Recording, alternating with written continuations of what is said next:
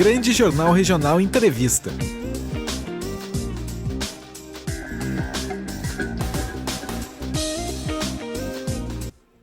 Voltamos aos estúdios, segundo bloco aqui, com esse papo maravilhoso, com o Glauco Paz, a jornalista.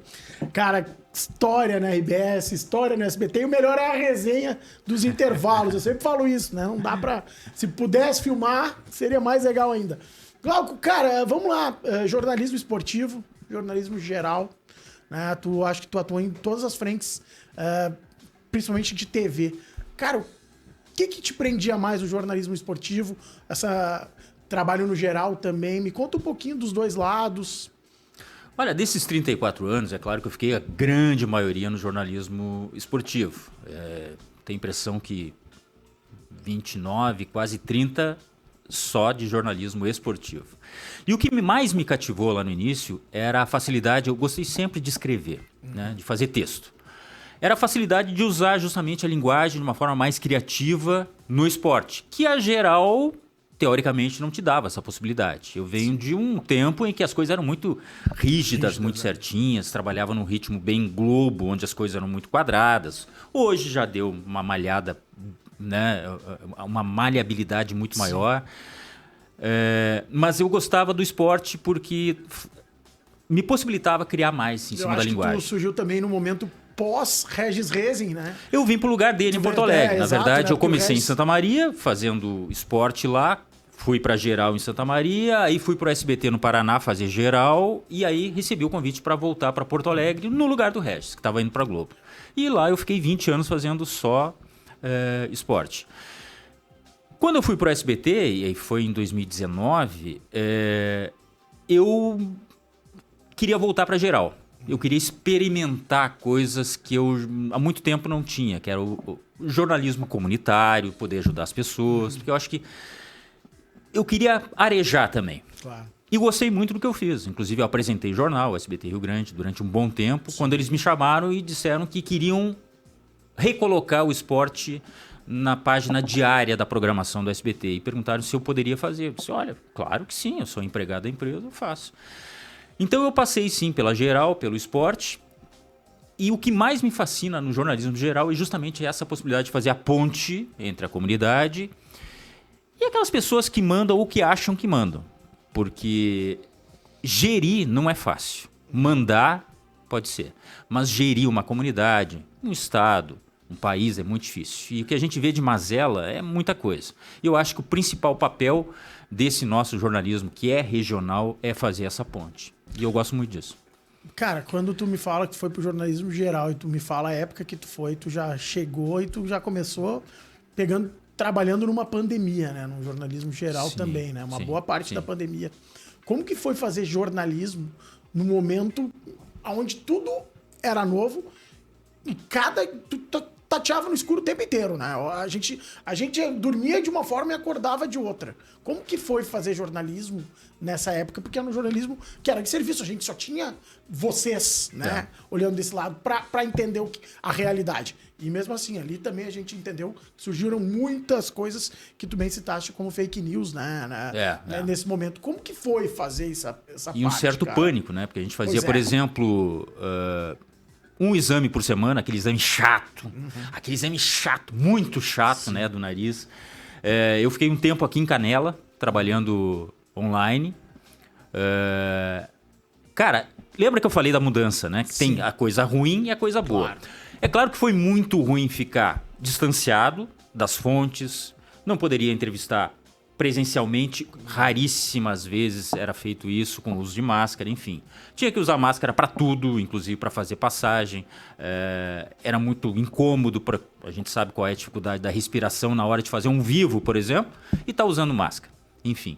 Mas trouxe coisa boa, por incrível que pareça. E aí eu falo do ponto de vista tecnológico, que até hoje é muito utilizado. Por exemplo, a entrevista à distância.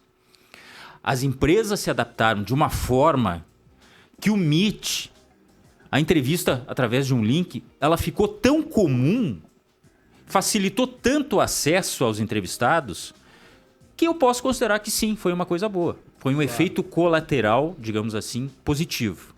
Mas assim, é impossível falar dessa época sem lembrar das perdas, né?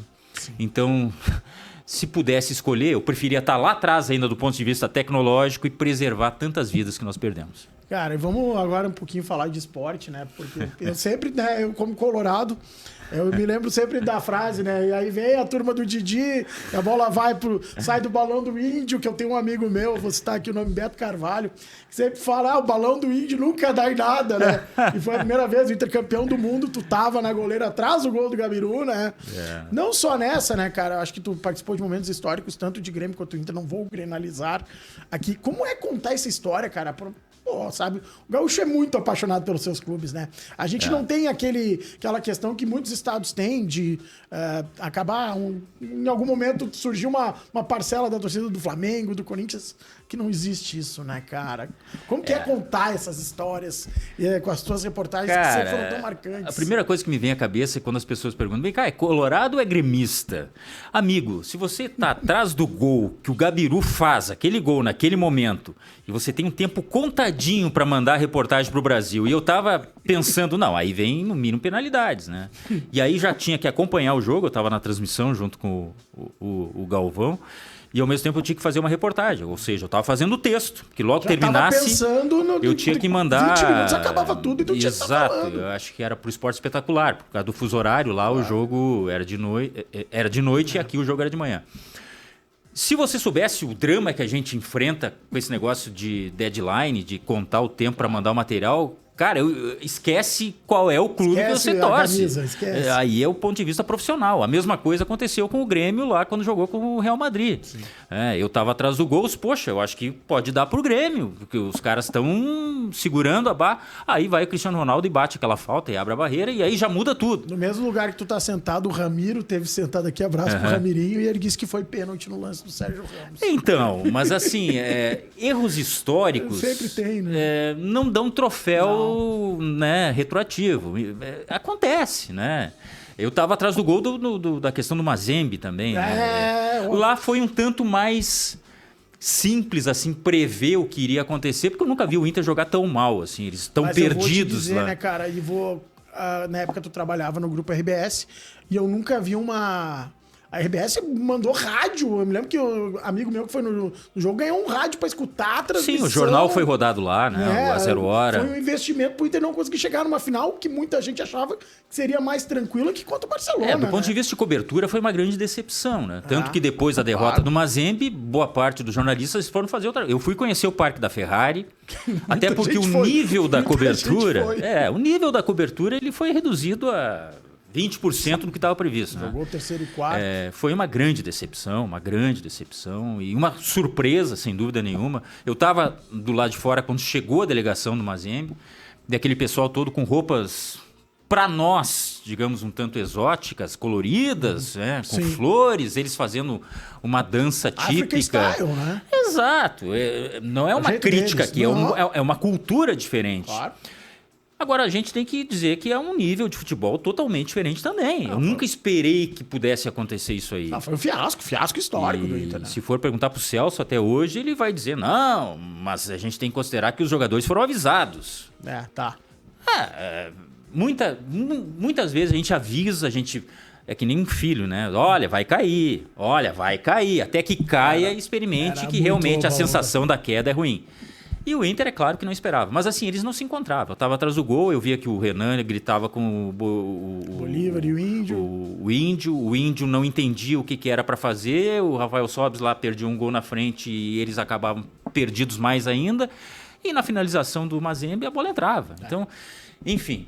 Mas se as pessoas soubessem que a gente tem tanta luta contra o tempo e tanta necessidade de fazer essa ponte com o Brasil profissional, eles não estariam preocupados em saber se é colorado ou é gremista. Cara, até falando sobre essa questão de colorado e gremista, né? O formato de jornalismo esportivo também mudou, né? A forma de consumir, obviamente, como tudo também mudou.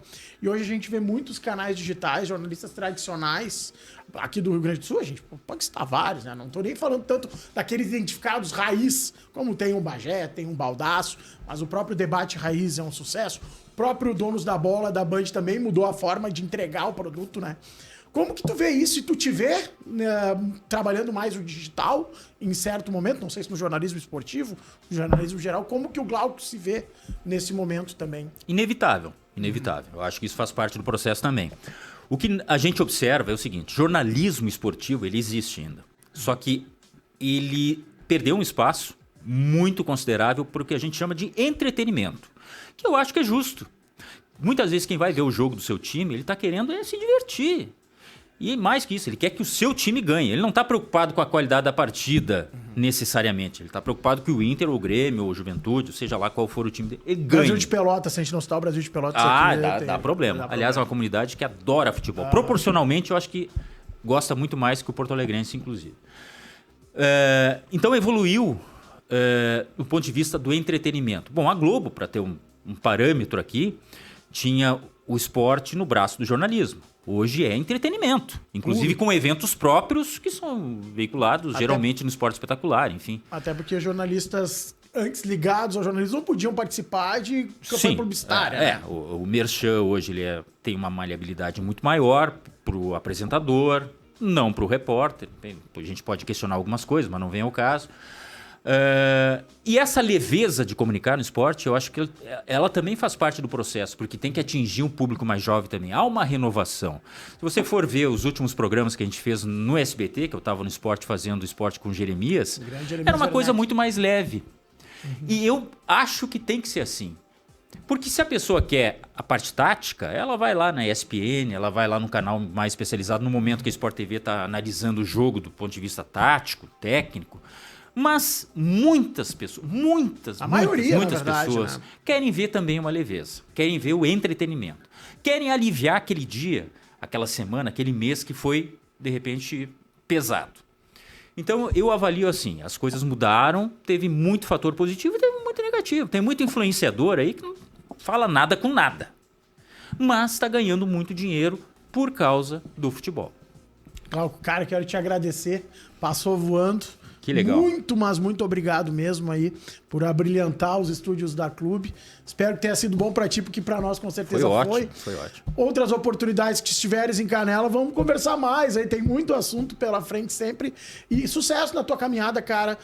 Não apenas como um cara que gosta do teu trabalho, mas também pela pessoa que eu sei que tu és. Muito obrigado, agradeço pelo convite. Estou sempre aqui em Canela, adoro esse lugar, adoro a serra. A gente foi quase vizinho e nem sabia, né? Exatamente, senão eu teria ido lá para comer um churrasco, né? Mas enfim, mas estou à disposição, muito obrigado pelo convite, foi muito legal mesmo. Sucesso, cara, obrigado. Valeu.